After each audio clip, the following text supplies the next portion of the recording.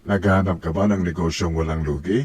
Aba, kahit anong parami ng parami ang mga nagkakasakit dahil sa ating uri ng yun ang dahilan kung bakit ang isang negosyo tulad ng isang pharmacy ay may napakataas na rate of success. Kung wala kang idea tungkol sa negosyong ito, well, marami ang nag-aalok ng franchising. Medyo mataas din ang startup capital na malapit sa kanila. Kaya naman mataas talaga ang success rate nito dahil kahit may posyong ito ay maraming kompetisyon at mababa lamang ang kabuuang kita. Aga kondominyo sa pinakakumikitang negosyo. Maaari kang magpaupa ng maraming bagay. Yan ay depende sa pangangailangan ng mga tao sa iyong lugar. Sabihin natin, hindi ka ba nagtahilig sa mga pagkain o street foods? Kahit nasa mall ka, marami ka pa rin makikita na walang katapusan.